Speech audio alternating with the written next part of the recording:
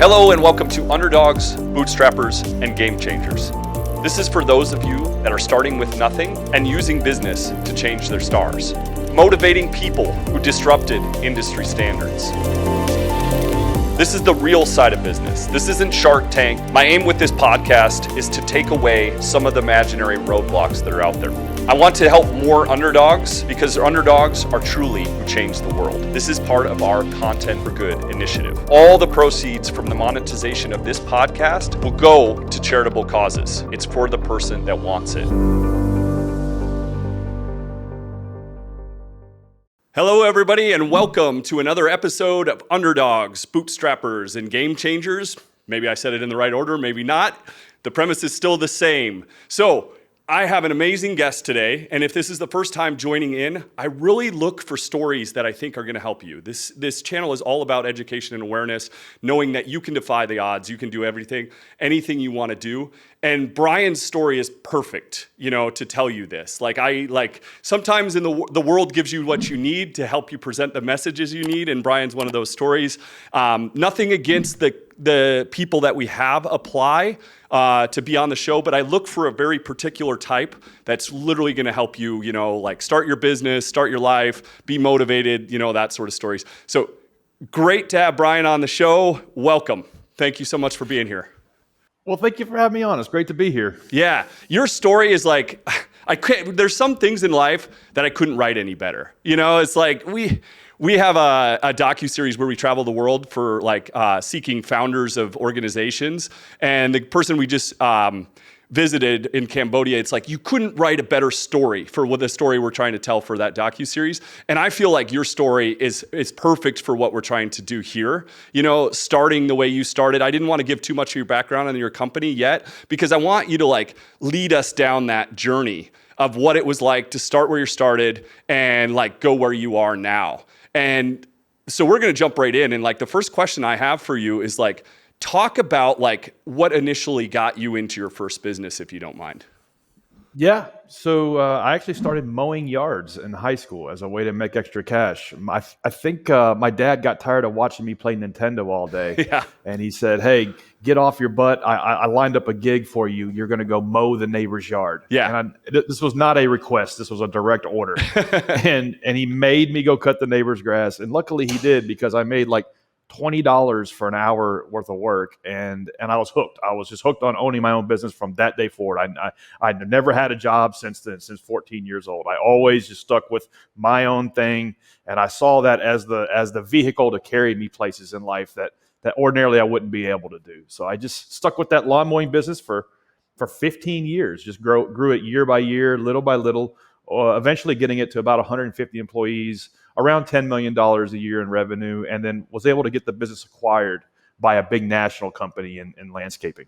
Yeah, it's so impressive, and starting from a one-man lawn mow operation, and that's the pivotal point of where I wanted to be on the. I know a lot of people are asking you about your tech, and we'll get there, but my main interest is you go from one-man lawnmower team to $10 million company, and I want people to know that they can get off their butt and stop playing Nintendo, and they can start with a lawnmower, right? Totally. How did I think there's actually, in my experience, the least sexy and glamorous the business, the greater your chances of success, and that certainly has been the case for me. You say it really well, because unfortunately I've chosen the other path. I've chose a couple businesses to be in that literally my competitors are billionaires that are okay with losing money. And that right. Please folks, don't do that unless you absolutely want a lifestyle business, choose the less glamorous, because that's the one that you can really, set things off. And Bryan, shining example. How can you walk me through some of the process on how a one-man operation becomes a $10 million company? Yeah, I think it's important to have big goals and to have dreams and to visualize those, to begin with the end in mind, so to speak. And I really wanted to build a big landscaping company and maybe the biggest one in my market. And I just had a chip on my shoulder to do that. And so that's important. That's kind of your North Star, and why you want to do it changes and evolves along the way. But it's important to have that. But then I think you need to set that aside and don't even worry about it anymore, and then focus on the routines, the processes, and the habits the daily habits of what you're doing as a person, as an individual, because you are your business. Your business is you. And so how you are conducting your personal finances, how you're showing up for the business, how you're taking care of your customers, and just modifying and improving those daily routines and habits on a daily basis, working your way towards that big goal, and just focusing on really small micro goals along the way. For me, it was, okay, I'm mowing 10 yards a day. How do I mow 20? Okay. And then now I'm doing 20. I want to do 40. Now I got to hire an employee. And that's a big moment in any founder's journey, is hiring your first employee, because you're basically doubling your business in one swoop.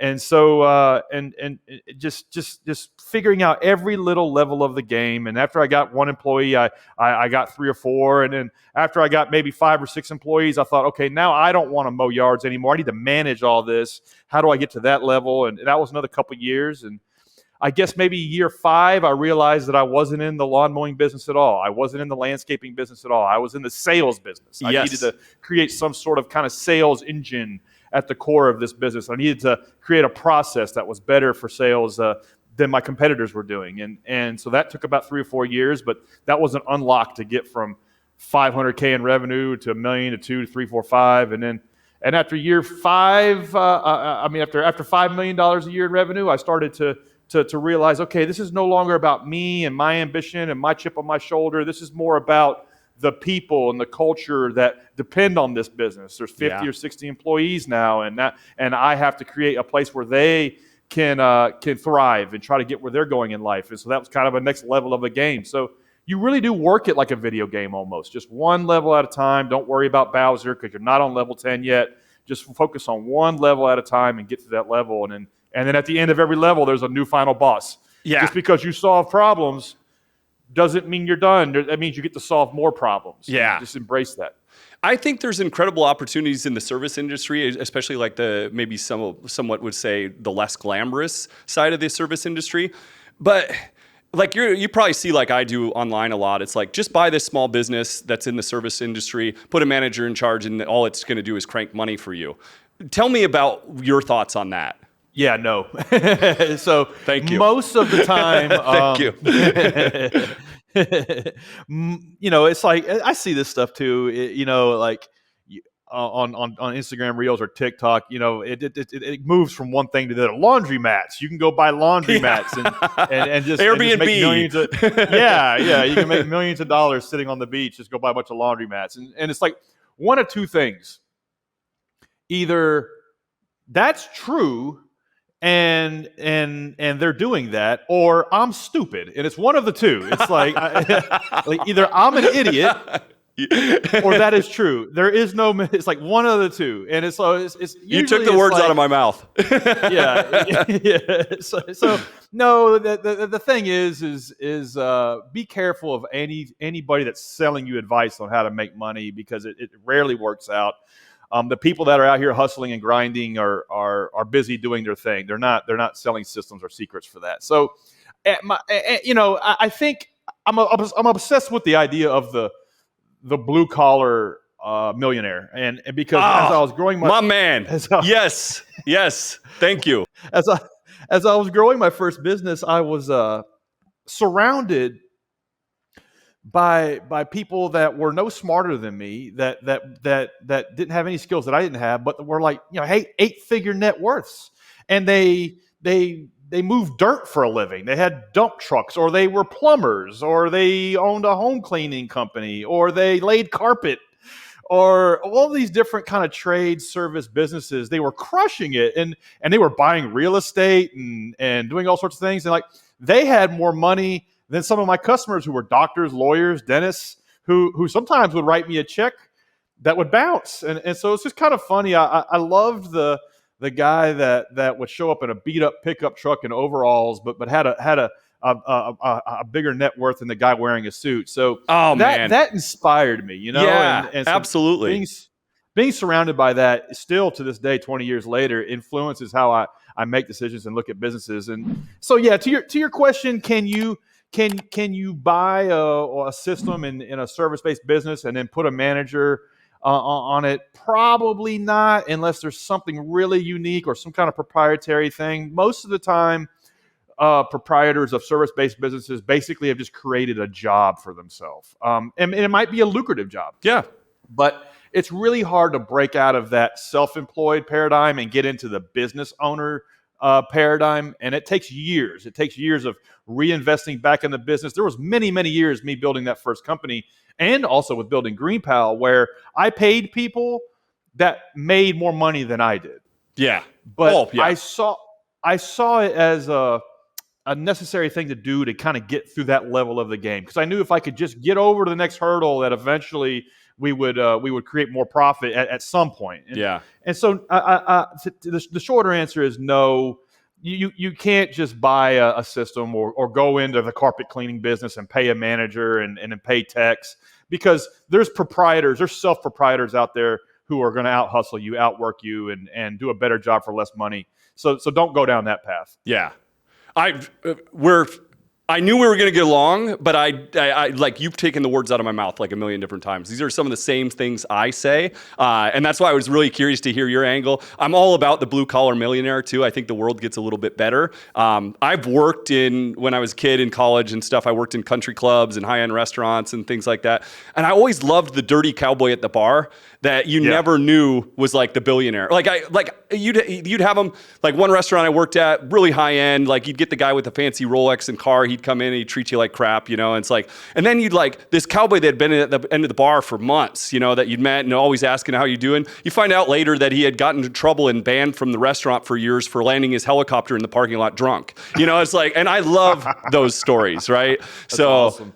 And that guy owns land. Oh yeah. He owns houses. Yep. He's got multiple properties. Yep. He's got 4 or 5 different businesses going on. He's got his hands in so many things. He's a far more interesting dude to hang out with than the other dude in a suit and a Rolex. Oh, I couldn't agree more. And I think the world gets better. And that's part of the premise for what we do and this show and everything is because I think we need more underdogs making it. Because then you have the cowboy at the end of the bar who's usually giving to some charity, doing some sort of good work on the side with his money, a heartfelt human being. It's like we need more of those people into their success, which is why we do what we do, And so, including telling stories like yours so people know it's possible.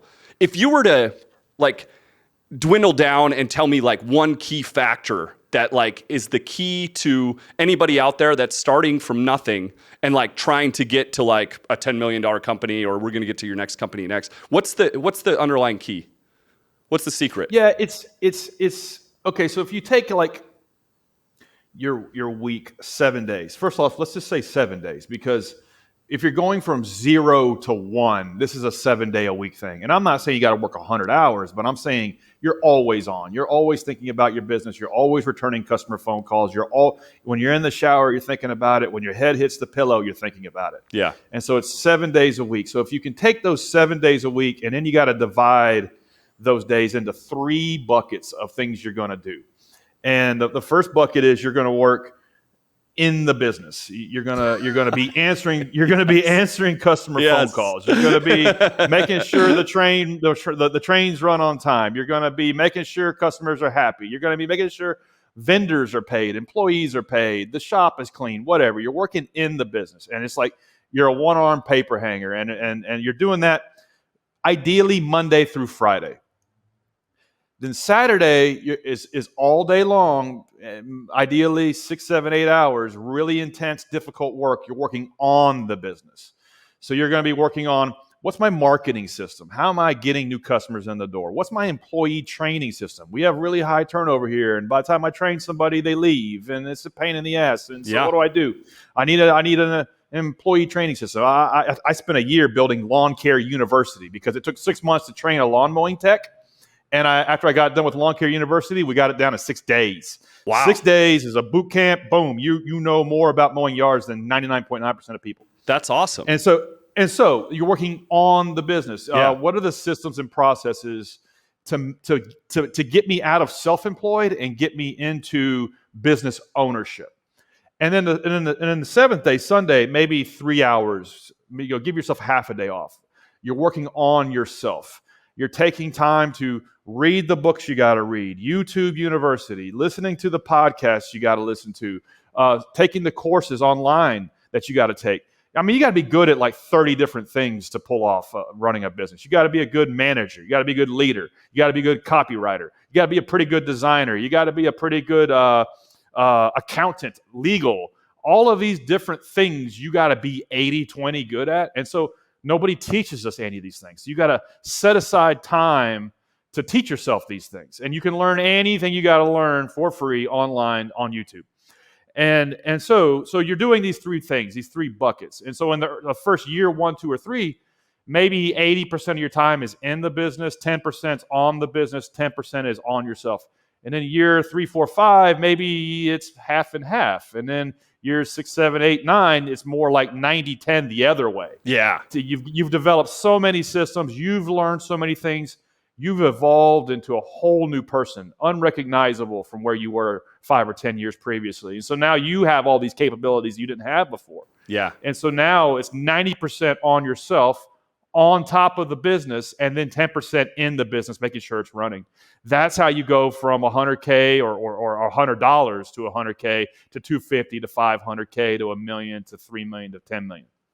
You know, folks, if you watch the podcast a little bit, I did not meet with Bryan before and pay him to say these things. So it's now you're not just hearing it from me, you know, and like the other people that have been on the show. But that's, Bryan, that's part of this too, is like, I feel like there's a lot of bad information out there. And I feel like we got to hear from people like you that the truth about it. You know, it's like, it's not a $99 course and you're making 10 grand next month. It's a lot of hard work. It's a lot of effort. It's learning, like you're saying. But here's the thing, and I don't want to jump. I have so many questions for you. We could do this for 5 hours. But would you say that, I want to jump to the tech company for just a second.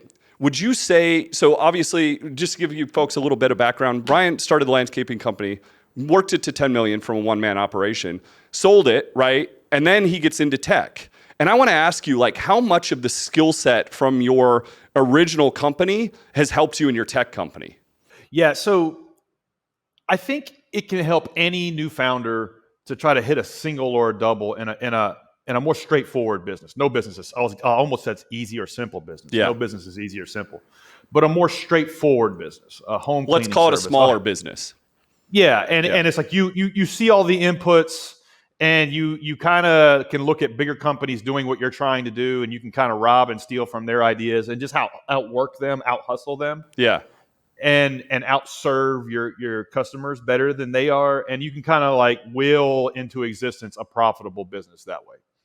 And I think it can really be helpful for everybody to start with that and spend 5 or 10 years doing that and grow it into something real, and then maybe get it acquired or give it to your kids or something. And so then you learn a lot of the basics about what goes into running any business. So employee recruitment, employee retention, employee training, being a good leader for your people, because that's what business ownership is and leadership is. It's servitude, and so learning and honing those skills, learning management, learning customer service, learning all of these things.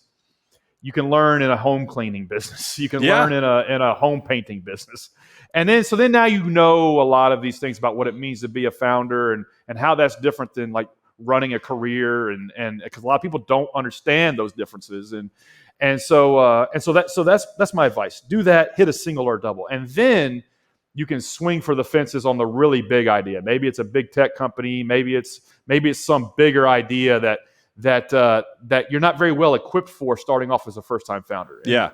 What do you that's think? kind of how I experienced it. And so I agree completely. And a lot of people see it as a bad thing. They have to start with no investment, no, mentor, anything like that.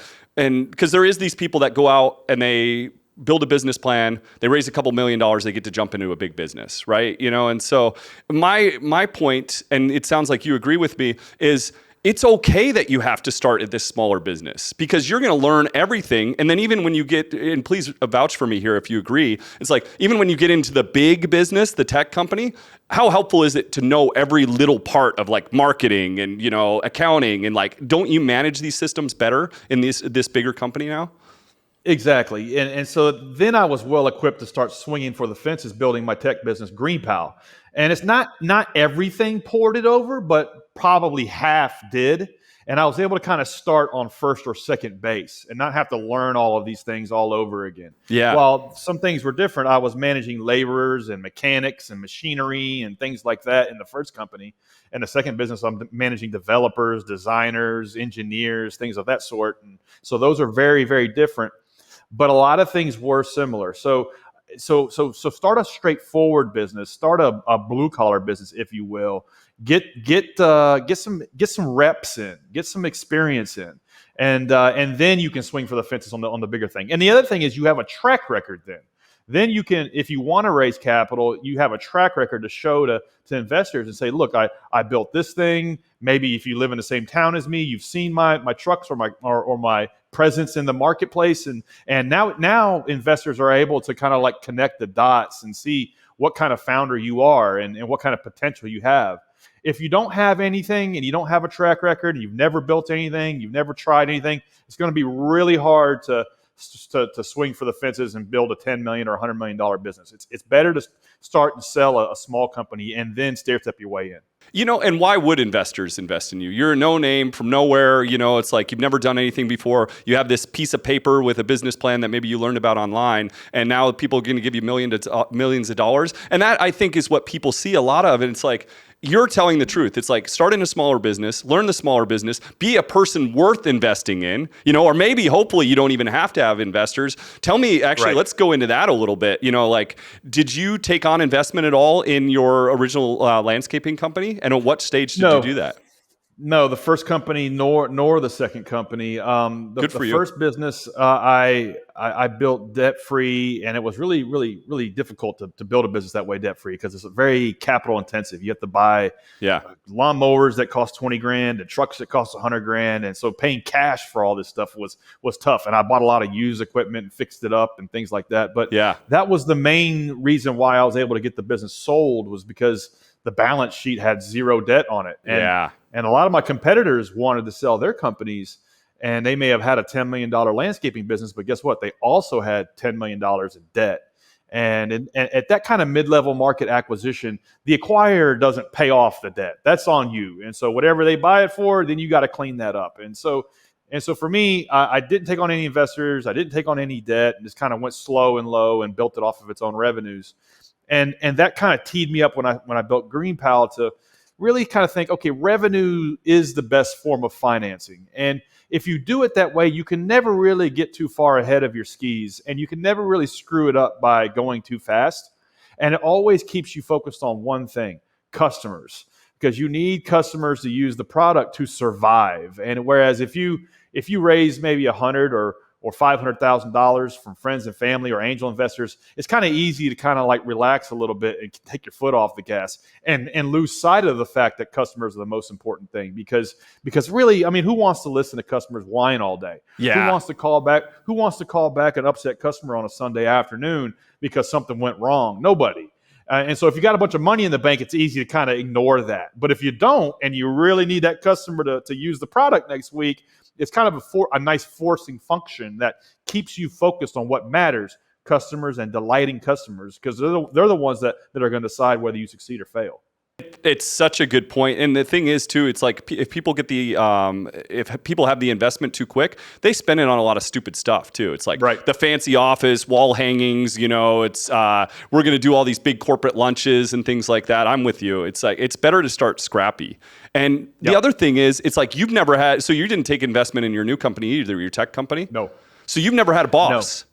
No. You're like one of the true entrepreneurs that doesn't have a boss. My boss is my customers. Yeah. but that's it. Well, that's the other side that people don't realize. It's like, where can I get investment? Where can I get these loans? Now you have a boss. Now the boss is either your bank or the investor, right? They're going to be on your butt, and everybody gets into business to be their own boss. You're not your own boss unless you do it the way you do it.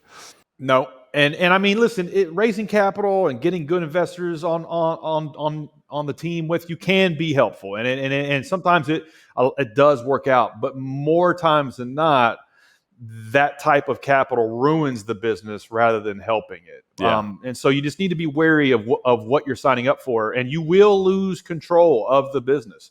And then the business is not a blessing in your life; it's a chain around your neck. Yeah. Because now you really have to show up, and you're beholden to stakeholders, and it's no longer fun anymore. So just be careful of that. I agree 100%. I was telling a story actually yesterday.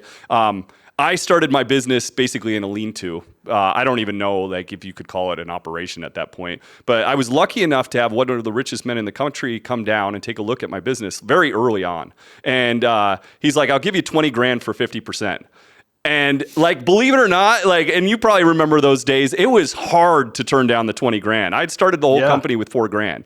And so like, that was like a lot of money. And then like, I think about that and I think about where we ended up and everything. It's like, that would have been the worst decision I ever made in business. And I've made some bad ones along the way, but I would have been working for that 50% instead of the 100% for the last, I sold that company after 8 years, can you like, and that's the other side I want people to understand. And so I'm so like glad you weighed in on it. Is like, investment's not always a good thing. Having a boss is not always a good thing. It's like, you'll get scrappy if you need to.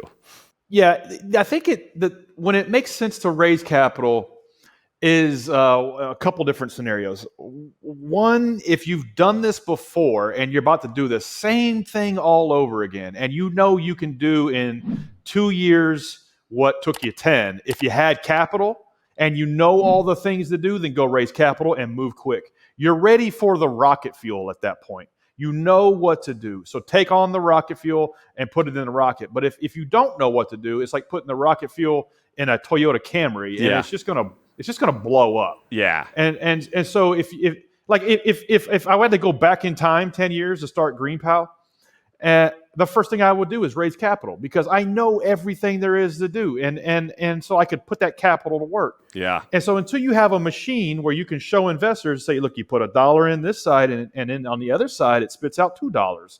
It's just amazing. Give me money, and I'll give you more money. Then great. But it's not like most people look at raising money like, oh, I would really like to start this business if I only had capital to start it with. And if you give me the money, I'll start it. And it's like, no. Figure out a way to get started. Get some used equipment. Maybe maybe this storefront's what you want, but maybe this one's the one you start with. Yeah. Or if it's an online business, hack together your first website or something yourself. Get started with something, and then snowball your way into something bigger. I think is a better path. Yeah. It's such good advice. And one thing I lean on all the time, and it's like, I wonder right now if you could go back and talk to the younger you, because obviously, I hate to say this for sure, but I would assume in your new tech company, the sky is bigger, right? Like your opportunity for money is like hands down, like different, like when you're working in your landscape company, you're kind of limited by the staff, the amount of production you can do. Maybe you have to franchise, like there's ways to grow, right? But in a tech company, your growth is more exponential. Would you agree with that? Yeah, you nailed it. So the pros and cons of a traditional service-based blue-collar business, like my first company, my landscaping company, pros are, okay, low barriers to entry. I can get started on level 1, work my way up. I can just build it little by little. I can build it debt-free. I can just slowly accumulate market share in my market. I can hire employees and scale this thing and get it to $10 million a year in revenue. But at some point, there's a lot of gravity that weighs in on that business, that pulls it down. So margins are thin. It's very competitive for the same reasons that make it not easy to start, but approachable to start. Also lends itself to hyper competition. Yeah. It's very hard to defend the business in terms of protecting margins because there's 10 other competitors that do exactly the same thing you do. Yeah. And then the other thing as a small business is you've got 40 different taxing authorities with their hands in your pocket. And so you're always defending and fighting off these different taxing authorities that want to eat into your margin. So and then you got employees that always want to be paid more and customers want to pay less. And so you're always fighting that. So there's a lot of gravity that will hold that business to a certain point, and it's hard to kind of scale out of that. Now, it's been done. The company that bought my business, it was $1 billion organization. So it can be done, but these are, 30, 40, 50-year-old organizations. They've been doing it a long time. They were established long ago and developed economies of scale that you as a new founder don't have. And so there's pros and cons. So fast forward, sell that business, fast forward building a tech company. It's a lot harder because you're inventing a new product from scratch that does not exist. So that's a lot harder than starting a service-based business. That's a lot more difficult, maybe 100 times more difficult. But it's not subject to the same type of like gravity that the other business is, because then that tech can scale. Once you figure it out, you can touch the mass market a lot easier because technology scales. It's not beholden to all these other factors that hold it down. So the two journeys are very, very different and have their own kind of pros and cons. And I think it can make sense to do the first one first, the blue collar one first, and then the tech one second.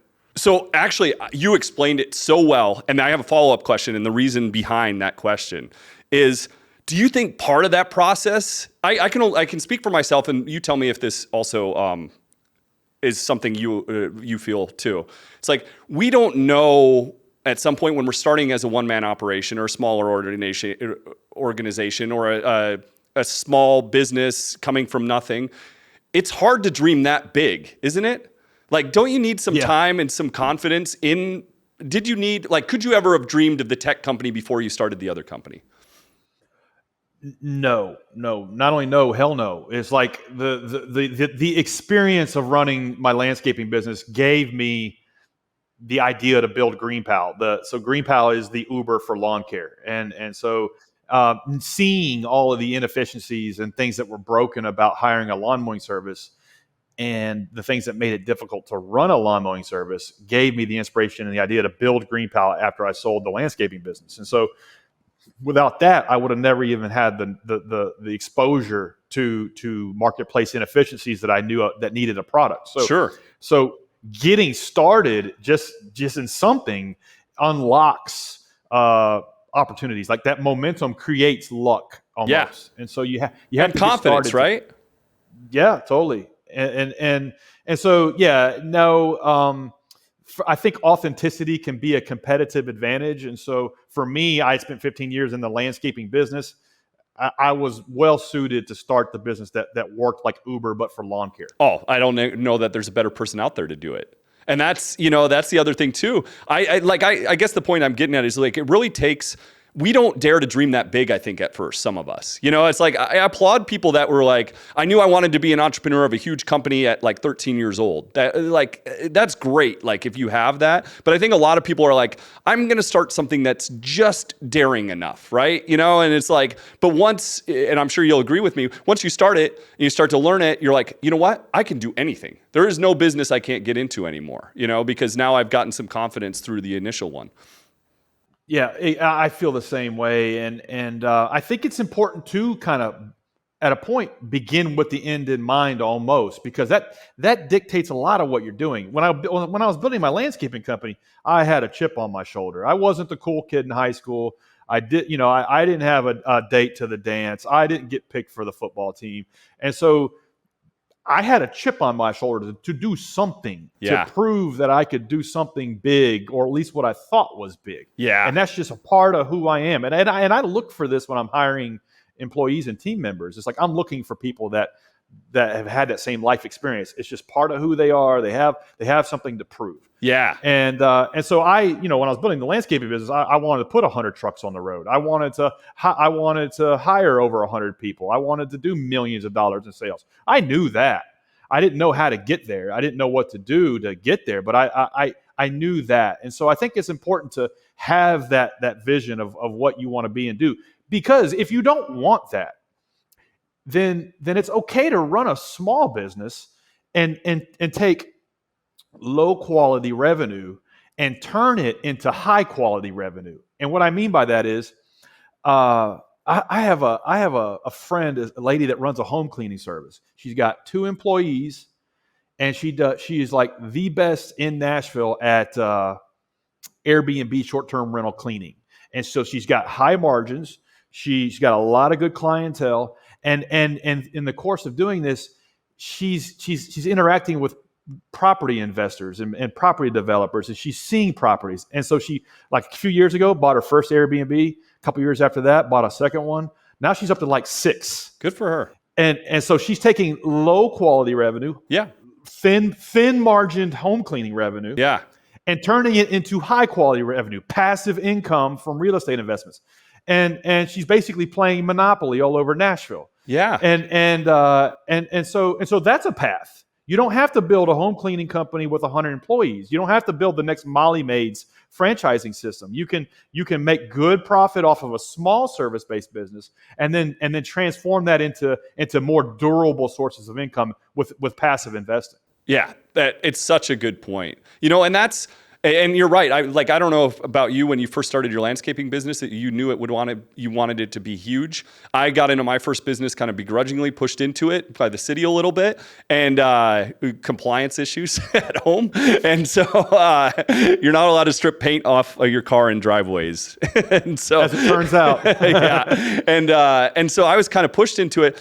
But then when you start doing it, some people are like super happy, and some of the happiest people I know like keep the operation small. They love what they do. They enjoy working in the business a lot, and there's nothing wrong with that. But I tell people all the time to think about the business that you're starting and to see how it aligns with actually what you want to do. Car business is my background. It's if you love cars, you want to work in cars every day of your life, you want to turn a wrench, that's a wonderful business. And there's ways you can scale it, especially around the custom work.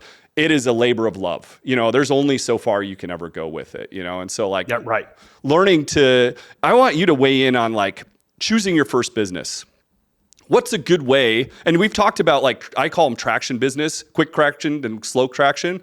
Quick traction business would be one you're talking about landscaping, working on cars in your backyard, that sort of stuff. You're going to get clients right away and get some revenue rolling in. Slow traction would be, just for the audience, it's you start a tech company, right? That takes some time to build an actual product before you can monetize it. And so you have to have some pretty good runway as far as money before you start it. But let's talk about what do you think is the best way to analyze your first business and what to start? Yeah, I think that following your passion can be bad advice because very rarely, to your point, you mentioned custom cars. Yeah. There's probably a lot of fabricators and custom car enthusiasts that would love to have a business in that. But what you find out is that that's a really hard business to scale, and it really becomes a labor of love. And so I think following your passion can be bad advice. I've never loved the lawn care industry. I hate cutting yards. Hated mowing yards when I was in my 20s. Hated every day of it. Yeah. But I found joy in building the business, and Yeah. I found joy in hiring employees and giving them a livelihood. And Yeah. I found joy in seeing this creation grow, and that was fun. Yeah. But lawn mowing, I've never been passionate about lawn mowing. Now that I run GreenPal, which is the nation's largest network of lawn mowing services, and I still don't like lawn mowing. I like building a tech company. Yeah. I like that thousands of people use my product every day. That's fun, and Yeah. and lawn care services use it to grow their livelihood. That's fun, but I don't like lawn mowing. So Sure. I think follow your passion can be bad advice. I think it's better to focus on okay, what am I good at and what can I make money doing? Yeah. And do I see an opportunity where I can do something a little bit better or a little bit different or work a little harder than other people in the space and just out hustle them? Yeah. And can I knuckle down on something like that and start from there? And then find the joy. You don't have to be passionate about it, but find the joy in the process of, okay, once I hit my first 100K in revenue, I'm going to be really proud of myself because I didn't think I could do that. Sure. And I'm going to celebrate that like that's $1 million. Yeah. And so it's find the joy in the winning, in the milestones, but don't go after something that you're passionate about because rarely can you make money doing that. There's a great book called The E-Myth by Michael Gerber, and there's a book about this lady that baked pies with her grandma growing up. And so everybody told her that she made the best apple pie they've ever tasted. And everybody always told her, you should open a bakery. And so she does it. And after 3 months, she hates the smell of pies. Yeah. She hates everything about pies. She hates making pies. Why did she start this business? This sucks so bad. And so that book talks about this lady's journey and how she turned it around and built an actual business and built an actual bakery. And it's a great book for any new founder to read. Yeah. No, that like I'm so glad you went there too. And that's why I think like definitions of starting, and you don't know this when you first start. And that's why I like to tell the audience, it's like defining why you're going to do it and where you want to go with it, right? And like there is people that work in a smaller business, they actually enjoy it. Like there is the pie people of the world that like their smaller business, but know that you're getting into it to have a job, because some industries, that's what it's going to be. It's not going to be anything ever more. If you want to be the next Microsoft, you got to define that differently. You got to get it to different industry. But I love your point of view today too. It's like start the smaller one, learn from it, and then pivot to the bigger one, learning lessons along the way. Exactly. It really does put you, it's like playing baseball and starting on first or second base. It's really like, if not, you're in the dugout and you're not even in the game. And it's like you're not even at the plate yet. And so start small, get a track record, get some kind and money, some money put back. You're going to need some money. Sure. It's like, I had a new founder the other day tell me, he's like, yeah, I just want to start this business. He literally asked me this question. He goes, I want to start this business. But like, man, it takes like $150,000 a year for me to just like pay my bills. And so how do I do this? Do investors pay me that? Or like, how does that work? And I'm like, first off, dude, it's like, when do you take that 150 and like take it down to like 30 or 40? You're single, you don't have kids. Yeah. You're like, we need to like downgrade your apartment, sell that car payment. Like your clothes are way too fancy. Yeah. All these things because your personal finances are the business's finances. And vice versa. Yeah. And so it's like you are your business is you.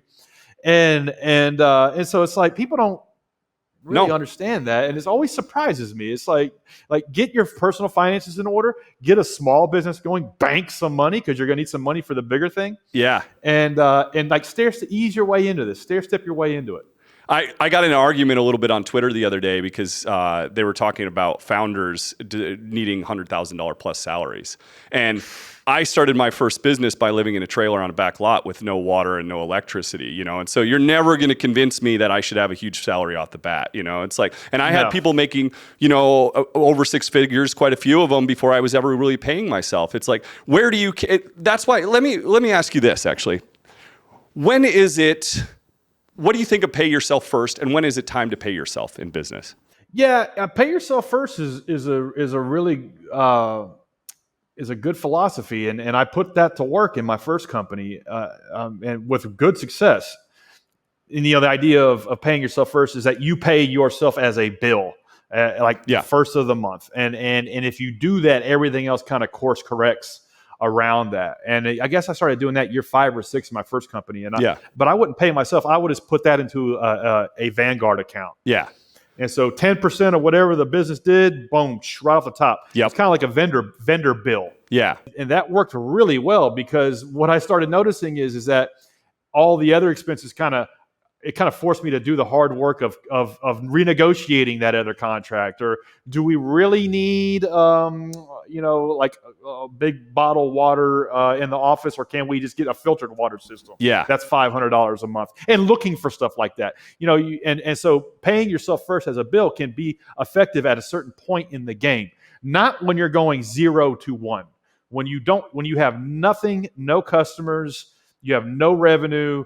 You're just hustling. Thank you.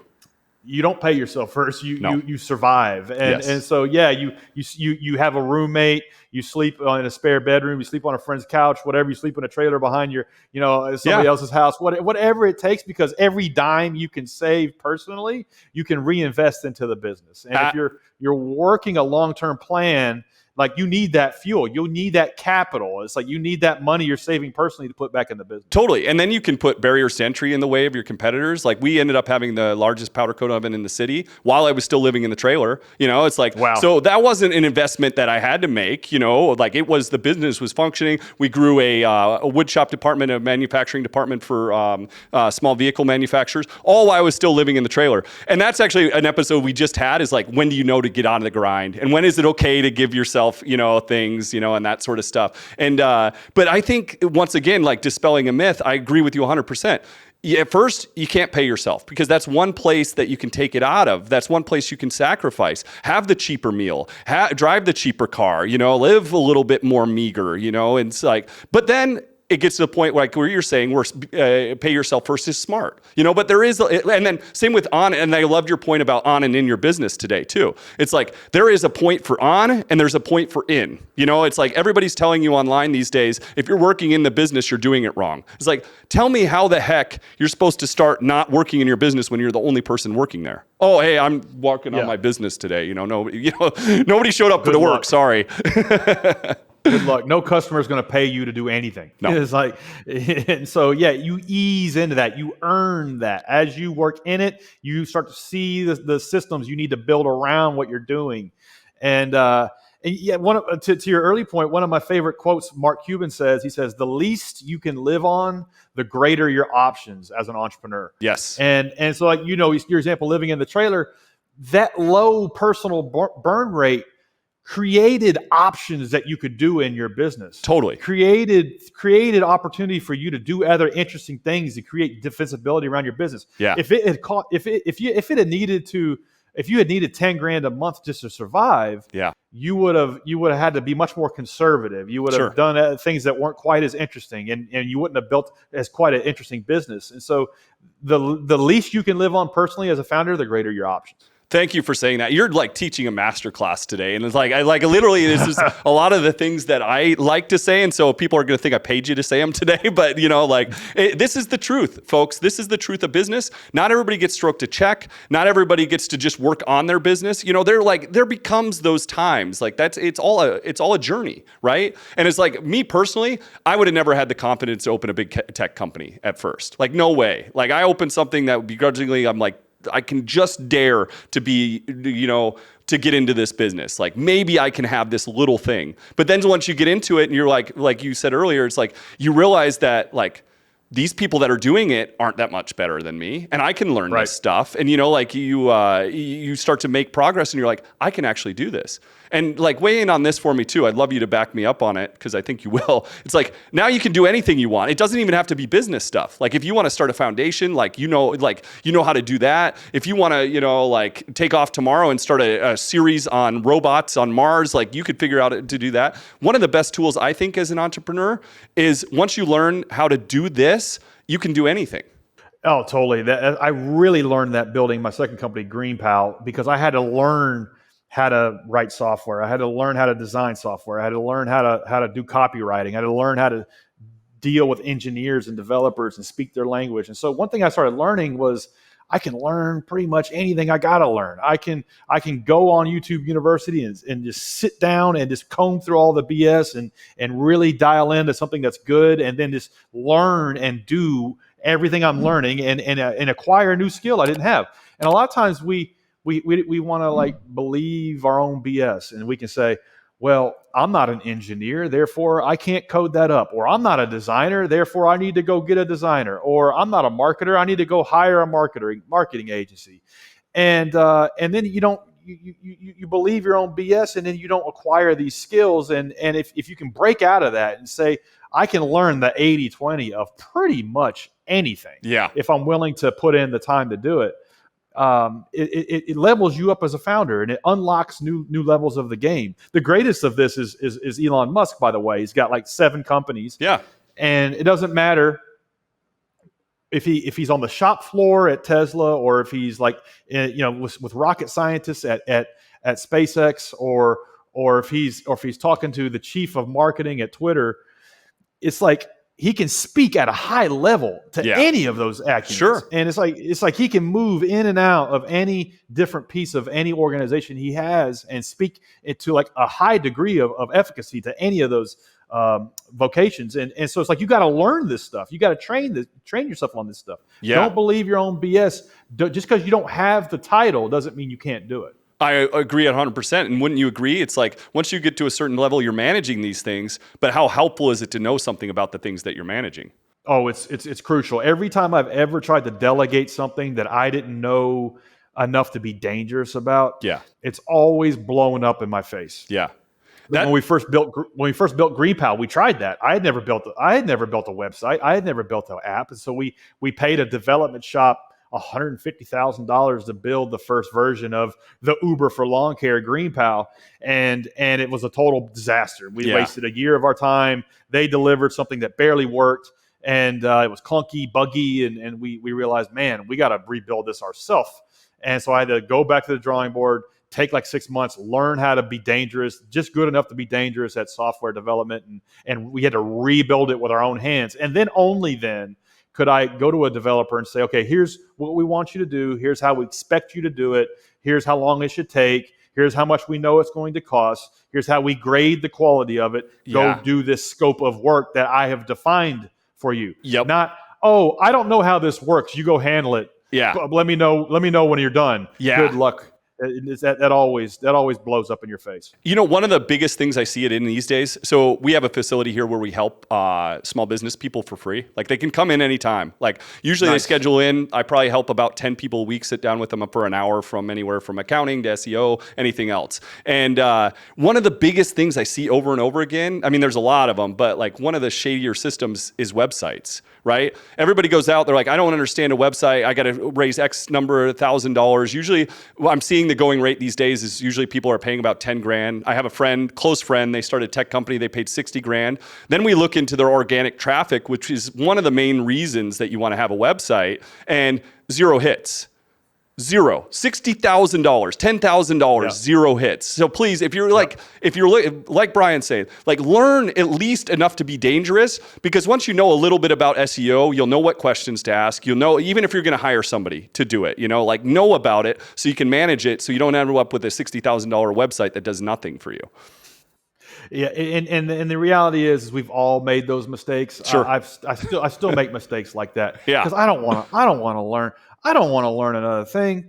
It's like now with AI. It's like I don't want to have to learn another thing. But every time I try to go hire somebody to do something that I don't know anything about, I'm the dumbass spending 60 grand on a website that with no traffic. It's like go to YouTube. Type in, how do I build a website? And just watch videos for 20 hours for a week. And I guarantee you will be 10 times more equipped on how to get that website built and what you're going after than you were 20 hours earlier. Oh, absolutely. And like if you're starting from nothing, it's one of the places you can save money. It's just time at that point. It's free. Yeah, exactly. And you're probably going to be better off because you're probably going to build a better website than the guy that just scammed you for 10 grand and you didn't get any traffic on. Exactly. Or at least you're going to have some kind of knowledge to know who to hire and what success looks like and what you're looking for. What questions to ask. And it's like, well, I don't have time to do this.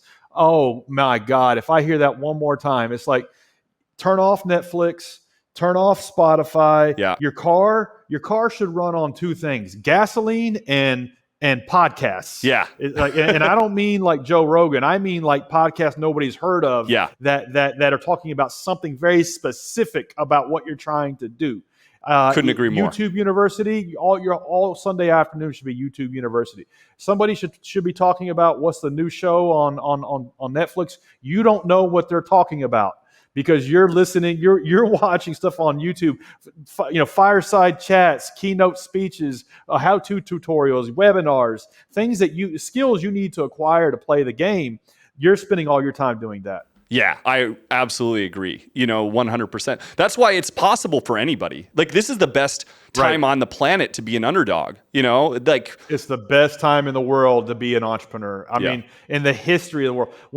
When in the late 90s, when I was starting my landscaping company, I remember I was like, man, I really want to have a big landscaping company. And this sucks. I've only got like 1 employee and I'm out here in the hot sun all day and I smell like gasoline and grass all day. This really sucks. I want to have one of these big companies. How do I do that? Yeah. And I'm just looking at all these big ass companies with trucks all over the place. And I really want to do that. And so I got a magazine, a trade magazine. And then in the back, you could send off for some tapes that were audible recordings of a trade show, of a chat between these founders of these big companies. Okay. And what they were doing. And so I clipped the coupon. And I just opened up a checking account and I wrote out a check and I put that in an envelope and sealed it, put a stamp on it and mailed it off. And 3 weeks later, and $1,000, I got 3 cassette tapes in the mail. and I listened to those cassette tapes in my truck while going from stop to stop mowing yards. That is how you learned this stuff back then. These days, you can get information 100 times better than that for free on YouTube. It's just incredible. So much easier now than it's ever been. Oh, absolutely. One question though is like, what's good advice for? Because we see a lot of bad information out there, right? We talked about some of it today. Like, what's an advice for somebody that doesn't know any better? Like, you and I can vet the bad from the good information online because we know, like, what do you think is a good way for a kid that's new out there trying to start something to vet the good from the bad? Yeah, because it's like, he's like, okay, he says go to YouTube University. What the hell does that even mean? And it's like, okay, well, I'm going to prepare you. Half the time is going to be learning. The other half is going to be sifting through the BS. And it's, I mean, you're just going to have to do it. For every good hour of content you watch, you're probably going to watch 2 or 3 of bad content. Yeah. And the more reps you put in, the more of this stuff you consume, the more you'll get a sense for what you're looking for and what you're not, and what works and what doesn't. So combine whatever it is you're learning with actual evidence in the real world of something that's working. Yeah. And so for me, it's like a guy that I follow was the first marketer. His name's Casey Winters. He was the first marketer at Grubhub, Pinterest, and then Uber hired him as like a consultant. And so these were early tech companies. Grubhub was really important because Grubhub was really early for food delivery. Yeah. And Uber for lawn care is kind of where food delivery was 12 years ago. You don't really think about using an app to get a lawn mowing service. So it's educational marketing. You have to create awareness. Yeah, exactly. In 2009, you didn't really think about using an app to order Chinese food delivered to your home. And so they were solving a similar problem to what we're solving now. And so this guy's got a blog. He does interviews on podcasts. He does keynote speeches and fireside talks. And so I'm listening to every spoken word this guy has ever put out on the internet, and every written word as well. Yeah. Because he was one of the first marketers at Grubhub. And so I can learn from what they were doing, Sure. SEO skills and content marketing skills and all kinds of things. So this is a guy that's exposing his knowledge. He's done what it is I'm trying to do. Yeah. He's not some guy with some flashy TikTok or Instagram page selling, get rich quick programs and dry cleaning or whatever. Or, he's worked as an executive at one of these big companies that I'm trying to fast follow. Yeah. And so that's a great person for me to learn from. And Sure. so combine the online content with real world like track record, and that's kind of how you'll know you're on the right track or not. That's absolutely great advice. And a lot of times I look at their motives too. It's like, yeah. Do you follow Mark Randolph at all? Founder of Netflix? A little bit. Yeah. So it's like Mark's out there, he's just giving out information, right? Because he wants to help entrepreneurs, It's like, and I find Mark a wonderful mouthpiece for especially like pivots. Like I'm do you know the story of Netflix pivot? They were in DVDs and then went to streaming, and then try to do both at the same time, and that didn't work for a little while, and then they had to go double down on streaming. The way they rebuilt that company from physical DVDs to streaming is incredible. Absolutely. And like the part of the story that gets me the most is their only revenues were in DVD sales, and they actually they canned the DVD sales, and they're like, we're just going to focus on this rental thing. That's a tremendously hard pivot, right? It's like, okay, this is the thing that's working. Goodbye. We got to focus. Yeah. And so like my point is, it's like Mark is out there giving information. From what I see, he's not selling anything. He just wants to do it out of his good of his heart. And I know Mark as being a tremendous pivoter, and strategy is amazing. And then they were also known for a good culture, right? And so like those are the things I pay attention to. So not only do I vet Mark a little bit for being who he is, but I vet where his specialty is, right? It's like we could learn a lot of things through Steve Jobs, and I say this all the time, but I don't want to learn how to live life from Steve Jobs, right? I want to learn marketing, I want to learn strategy, but I don't want to be any kind of human like Steve Jobs is, right? Exactly. And that's okay. That's okay to pick and choose the qualities you want. Yeah. That's part of it. And I call this asynchronous mentorship. Yeah. There are 40 people, 50 people who I have followed for a decade, who I've learned enough about from them to the more than I learned in business school. Yeah. And I've listened to every speech they've ever given, every talk they've ever given. They don't know who I am. Yeah. They've never met me. Yeah. But I have learned so much from them. And I think that's a lot more effective and better use of your time than trying to hit somebody up on LinkedIn. Like, I want to pick your brain. Like, I'm sorry, nobody really has time for that. Just consume the stuff that these people are putting out asynchronously, one way, and you can get all the benefit anyways for free.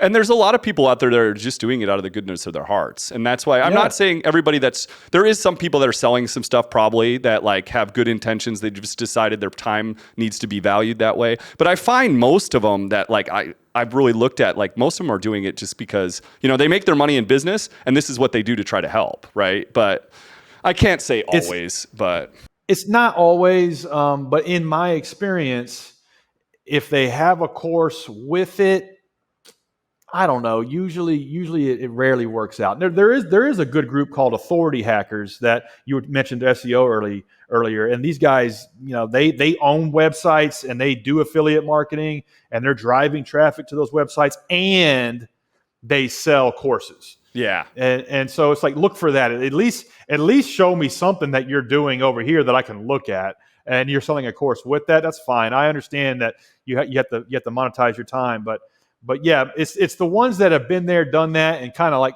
maybe hung it up for a while that just are what they want to be a thought leader. Those are the best people to learn from in my experience. Yeah, that's what I noticed too. And it's like part of the battle is just vetting the good from the bad information. I also have a undergrad in biochemistry and love fitness. Oh, wow.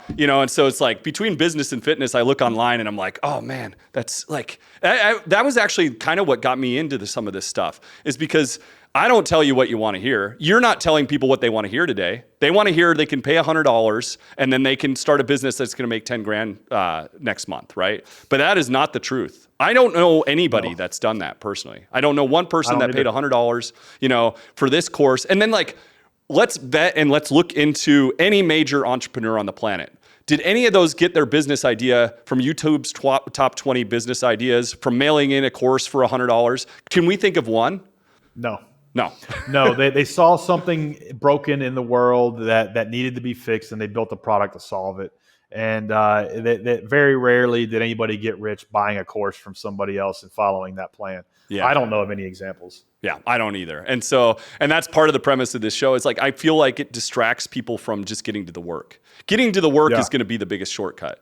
Every time I've ever tried to, I remember, just quick story. Like, I remember back to like being 16 years old and like protein powders weren't very complex, And so like you get this bucket cardboard box with a plastic bag inside. And it was the worst smelling, worst protein tasting you ever had in your life. But I swear to you, that protein was the best working stuff I ever had. It's like, and so I look at like awesome. Life that way too. If it's too easy, it's probably, if it tastes too good, it's probably not working as good. If this is the easy road, it's probably not the one that's going to work the way I want it to. Yeah, totally. I mean, that's just the way the universe works. And I don't know any other way to shortcut it. Yeah, absolutely. Like I can't believe an hour's up already. Like, it was so valuable, the information you gave today. And like, literally, I know I said it a couple times. It's like, people are probably going to think like you and I had a conversation before and said, say this, because it's actually what I believe too. But it's like, no, it's the truth. And that's why, like I said, a lot of people like talk to me about being on this show. This show isn't even officially released yet. By the time you see this episode, it will be, but we haven't even officially launched it. I get a lot of people contacting me about being on it. And there's some amazing people out there, but I look for the actual story that I think is going to be the most beneficial to anybody out there trying to start a business, trying to change something, trying to do something everybody's telling them in the world they can't do, and like motivating people like you that have been through this and, like telling the truth of the hardships and, like doing it from a good-hearted place so you can help people. Like, it's invaluable. And I can't thank you enough for taking the time to do it. Well, Travis, I really appreciate it. I appreciate you having me on. What I hope somebody gets out of hearing an interview with me is that if that guy can do it, I can do it too. Yeah. And just get started. Start small and set little small goals and keep working it. I promise you, in 5 or 10 years, you'll arrive somewhere. The only question is where. Yeah. And the business can be the answer to that. Absolutely. And, before we get off, you've been stuck with me for an hour. And that's what the wonderful thing about podcasting is, by the way, is like, he's stuck with me no matter what for an hour. I get to ask any question I want, like he's stuck here. So is there anything you want to announce or talk about, before we close out the episode? Anybody that doesn't want to waste time mowing their own yard, just go to greenpal.com. You can get a lawn mowing service in 60 seconds. So check it out. That's so awesome. And folks, thanks for tuning in today. I hope you got something out of this. I can tell you, like, vouch firsthand, everything he's saying is legit. There is stages to absolutely everything. There's an in your business time, on your business time. It's steps ahead. And you can go, he's a shining example of this, from mowing a lawn to now owning a tech company. It's like couldn't ask for a better story. Thanks for tuning in. We'll have another great guest next week, and we'll see you soon.